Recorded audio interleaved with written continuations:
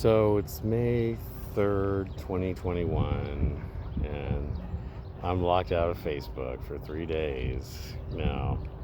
And this has happened to me before. And I get a little active on some threads and so forth, posting things, um, asking questions from my elected officials, stuff like that. It's funny when I get banned, I'm not being as rude as I can be sometimes. I'm really just asking questions, and so I've been banned again, and it's very alarming. This was about a COVID topic once again, and it's about the vaccine and what people should, if people are going to take the time to organize or speak out or something, what should they direct their efforts more at the system and get it to do things like step up and test people, or get the vaccines out quicker to everyone, or this kind of thing, or should they direct their efforts at people around them wearing masks or not, or who has had a vaccine or who hasn't, or who's vaccine hesitant? And all this money is being spent right now with the vaccine hesitancy message, trying to address that. So we know that millions of dollars have been spent with public relations firms and ad agencies, and they've bought lots of time. And so this message has just been ubiquitous everywhere: social media, regular media,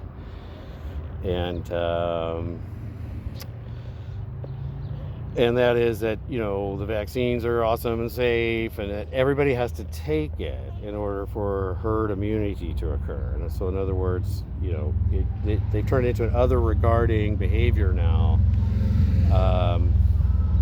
and made it this thing where it's no longer your personal choice, your body, my choice. That's kind of out the window, and it says it's kind of very hardcore social compelling to just go ahead and get the vaccine.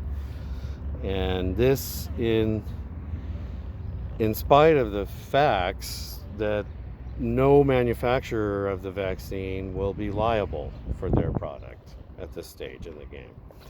None of the vaccines are FDA approved. They're emergency approved, but none of them are actually approved. And there have been people that have had some side effects. There's been some deaths. There's been damage that have happened to people. The numbers are low. So if you're going to do this statistics thing, the risk from the COVID so much more, of course. But you're also not getting a lot of good numbers about that. So it's a lot of other health factors are being conflated with COVID, conditions, and we know those numbers are skewed. So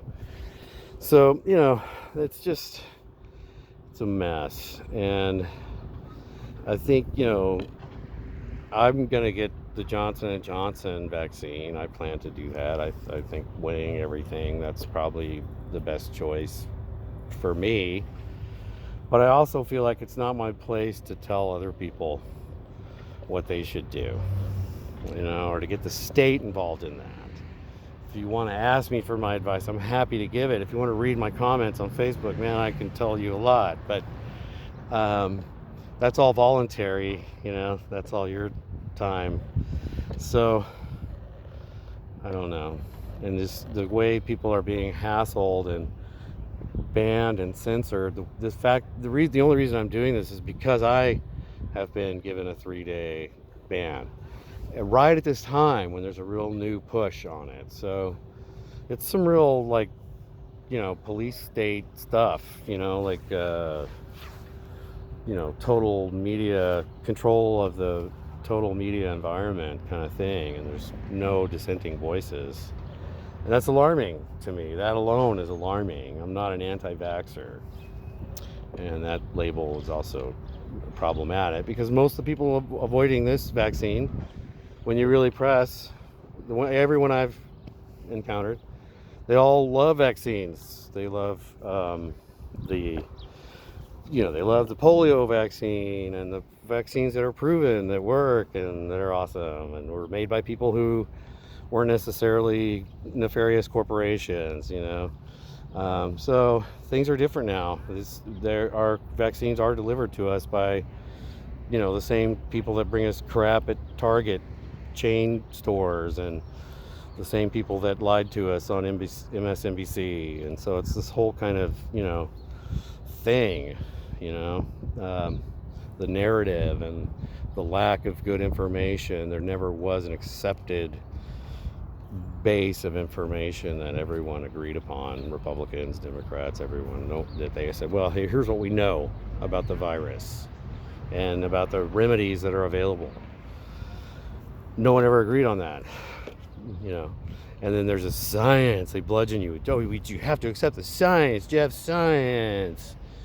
And you say, well, I'm asking, why is there not more emphasis on antibody testing? Is that not science? Is that not part of science? Viruses going around. Hey, deadly virus going around. Vaccines, not quite available yet. What should we do? I don't know. Let's just spaz out and tell everybody to wear a mask and hate each other, But there could have been